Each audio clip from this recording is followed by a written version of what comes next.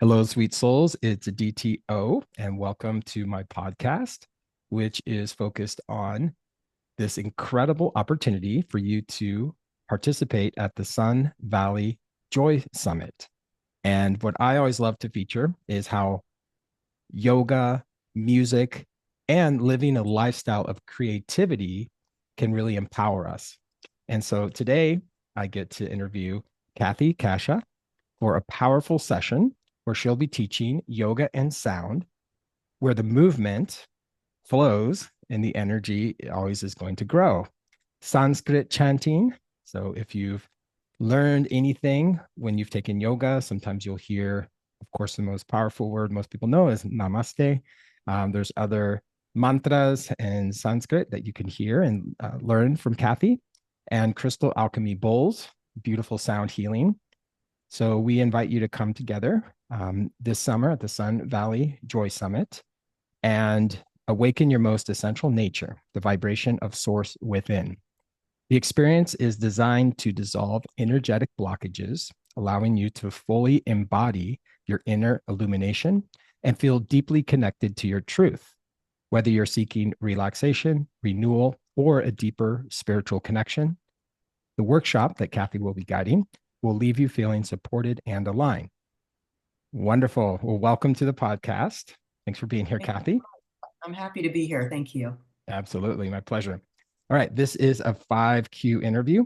So I'm going to kick it off with question number one. All right. Tell us about yourself and what you're going to be sharing at the Sun Valley Joy Summit. So, a little bit about me. I am a longtime yoga teacher. I fell into yoga in the early 80s and it grabbed me and I stuck with it.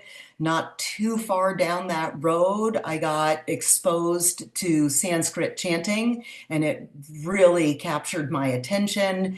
And more recently, probably in the last 6 or 7 years, I've added the Crystal Alchemy Bowls. So now with my yoga, I offer all three. I offer Sanskrit chanting, the Crystal Alchemy Bowls, and a more recognizable physical yoga practice.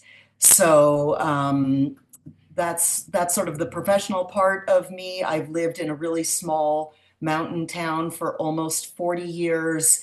And I love being out in nature, and I'm inspired by both nature and art. Those are probably the things that inspire me the most. I love that.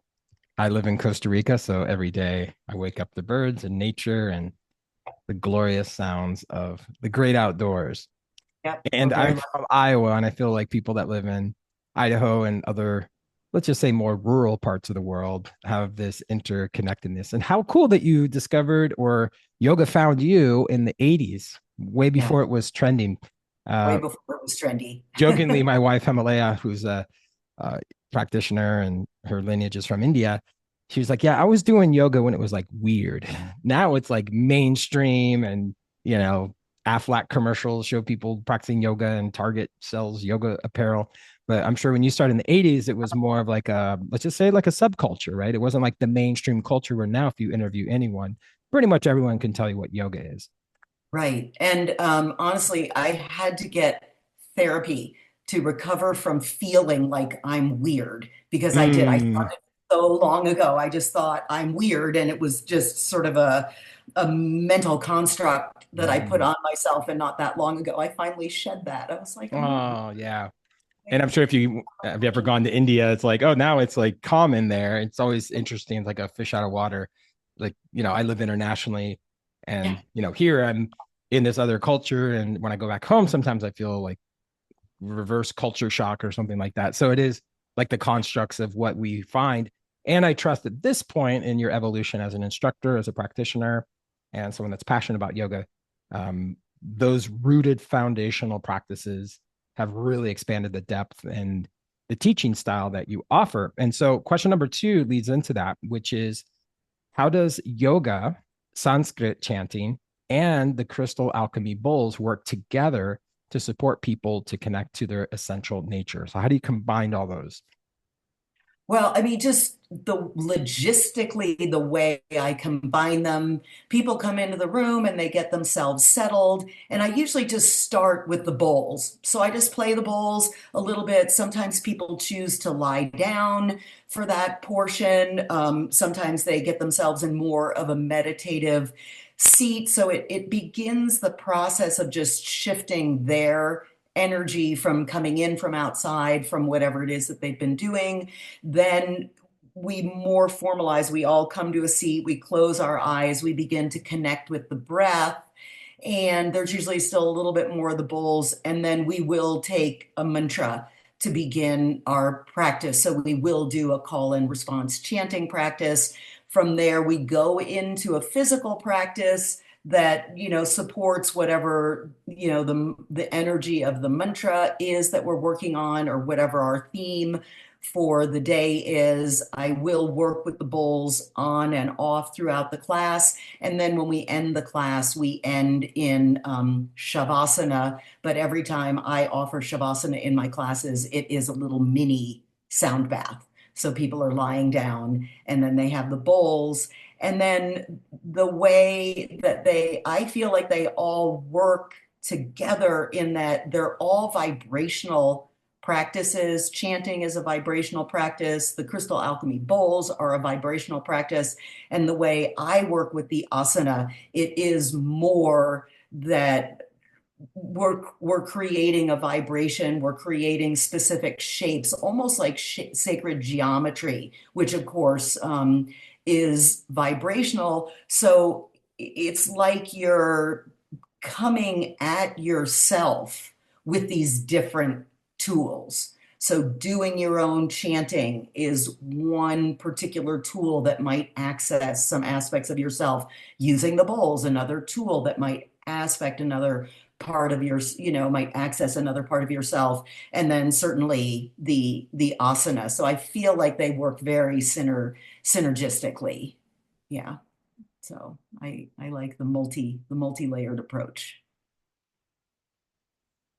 I love that because when you can combine all those, let's call them multidimensional aspects Right. of how we receive frequencies and energies. And of course, maybe if people are listening, they may not be familiar with the energy lines where Hmm. we have seven primary ones. Of course, there's other ones, but we call them the chakras. Hmm. And so when you can go from root to rise and receive and activate your heart, your root, as well as your crown, then, music, of course, does that, as well as the chanting with the throat chakra. And then to really bring in the making shapes with your bodies, right? That's what yoga is. It's a fun way to make a triangle, Yeah. downward Yeah. dog, all these fun ways. Frog pose, one of my favorites. Great hip opener. I love Yeah. that. Okay, question number three, número tres. Can you share some of the common blockages that people experience and how these practices can remove those blocks and dissolve them? So, I mean, I feel like the blockages are almost limitless. Some of the blockages, like I had just mentioned to you when we were talking, is that I had created a mental paradigm for myself that what I do is weird. And because that was a paradigm that I had created for myself, it really limited me from expressing myself more fully. So I think all of us have certain mental paradigms or mental blockages, the way that we've seen ourselves or judged ourselves that are limiting. Many of us have physical blockages that can either come with just how we were born. Like I have two kids, for instance. One kid was born just a lot tighter, stiffer, tighter hips, tighter shoulders, things like that. The other kid was just born loose and flexible and bendy. And I mean, he just did lotus pose from the get-go. And it was always easy for him. So there are certain just, anatomical blockages, bindings that we come in with. Then there's things that we're drawn to. Are you a runner? Are you a tennis player? Are you a skier or a mountain biker? So a golfer, so there's certain patterns that we can create just from things that we love And we do over and over again. Some people have had car accidents, and that can create imbalances and blockages. But I think, so again, breath patterns, people with asthma might be shallow breathers, anything like that. So I think there's just basically endless blockages that can manifest physical plane, mental plane, breath or pranic plane. But I think the primary blockage is a misunderstanding of our true self. And the yoga teaches us that our true self is this vibratory field, is this source energy. And most of us, it takes us a while to realize that is our true nature. So basically, we misunderstand our true selves, and that's limiting and blocking. So hopefully that. Yes, absolutely. And that's where it's the journey, right? It's not necessarily the destination where you have to be somewhere. And, Right. the famous saying in yoga is practice, practice, practice, all is coming. And so Yep. it is a practice, and we're all here to learn about ourselves. And we're all going through different seasons of shifts, of growth, of expansion, of realizations. And it's really powerful, right? And the Atma, the soul of who we are, for us to remember that is really powerful, right? And grateful that you get to bring all of that awareness into people. And I'm grateful for your vulnerability, which is a superpower in my world of like calling it out, like saying, like, oh, this is how I felt. I felt weird when I was doing this because society had a particular perspective on it. So it's Right. really powerful because just because you were way ahead of the times doesn't mean you were actually a pioneer in the Western world of bringing, Yogananda's teachings from the early 1900s into the world that you live in, your community. So it's really powerful. Right. Fantastic. All right. Question number 4. Of course, we want everyone to attend in person, but before people attend the Sun Valley Joy Summit that's coming up, my question number 4 is, what is one simple practice from your workshop that listeners that are listening now can Mhm. incorporate into their daily lives to cultivate that inner illumination? So again, for me, one of my primary personal practices, like for years and years and years, it was the physical practice of yoga, the asana practice, and that just did so much for me. Over the years, I've been drawn more and more and more into the chanting. So an unbelievably simple practice. It's a two-word mantra, and the mantra is so hum. One of the translations is I am. So is I am. Hum is that with a capital T.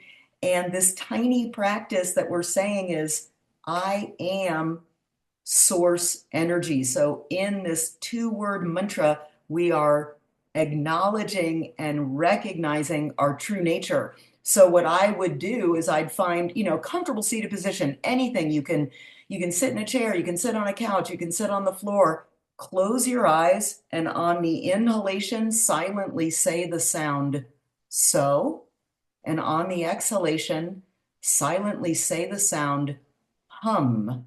You could do that for 1 minute, 2 minutes, 3 minutes, 5 minutes. And for me, it's so simple, straightforward, and yet profoundly powerful. So that's what people could do.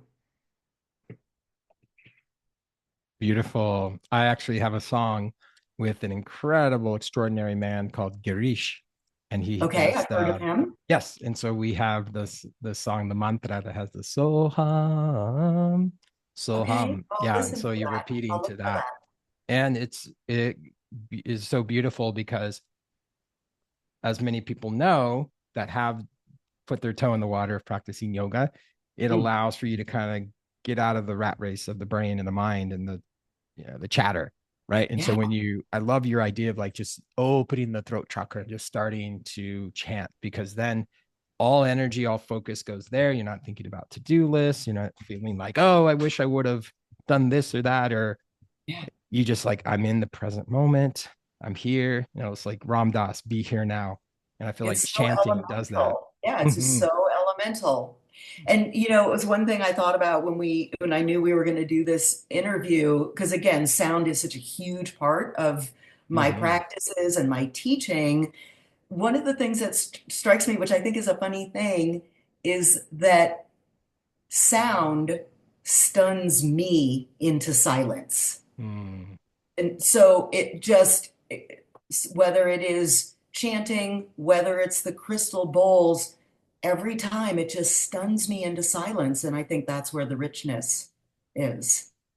Absolutely. And, I've been alive enough to know there was a time when the TV just shut off at night. They played the national anthem and then there was pause and you went to bed and then you had family time and you woke up. Now it's like 24/7 internet phones. There's like this consistent, chaos. And to find the order, I love what you're sharing is like how the sounds can really almost like stop the world within. Like, because sometimes we feel like this outside world that we're experiencing always reflects the inside world, where there are moments, especially with chanting and crystal bowls and the yoga practice, where we can have this like relief. Remember the old commercials, Calgon, take me away. Just It's a such a pause, just a mhm. pause. Yeah, Absolutely. I mean, I've done that to a level because we have our wellness and retreat center in Body in Costa Rica, where okay, the pace of life is just so tranquilo, as they say, tranquil, and people right. pause, and no one really works on Sundays. It's family time. Let's go to the park. And, in the States, I was like working on the weekends and All the time. all the All, time, nonstop. And there's always this, I'm always a step behind the eight ball and how do I get ahead? And so what I love about the global yoga community and how you've been such a advocate to practice, not only because you could easily have chosen in your origin story to learn yoga and just close your doors and taught it on your own, but or taught yourself, right? Or learn. So right. what I want to acknowledge you for is you going for it and sharing this gift with other people, because it can bring peace, it can bring pause, pump the brakes. And how lovely that you're going to be at the summit this summer to share. So my last question, number 5, Okay. is for you to share with everyone how people can find you online. Feel free to spell out your name for your website, Instagram, any places like that. So then, as people anticipate and get excited to come to the Joy Summit, they can follow you. Yeah, they can look me up. So it's pretty simple. It's just my name, Cathie, Cathie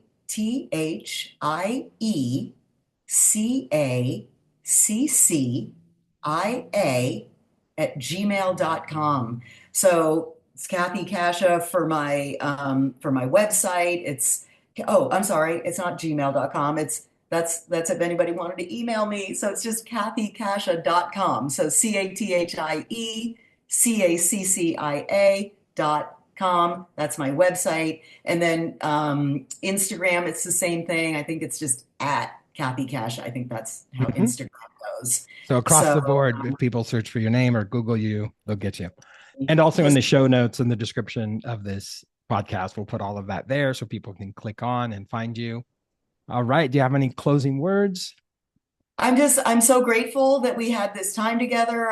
I'm grateful that we had this interview. I love that I've found a fellow sound um, enthusiast, a sound soul. Mm. And yeah, and I think Hillary Anderson is doing an amazing job with our Joy Summit in Mhm. Ketchum slash Sun Valley, Idaho. It's a very magical place, and this will be a wonderful gathering, and I hope people come. Yeah. Absolutely. It's such a beautiful opportunity. And so, anyone out there listening, make sure you go to the website. You can find it in the description to purchase your tickets. And yeah, so many phenomenal facilitators, instructors that will be at the Sun Valley Joy Summit. And thank you, Cathie, for being a facilitator, for shining your light in the world, illuminating. And I appreciate you. Thanks again. Yeah. Thank you so much. You're welcome. Ciao.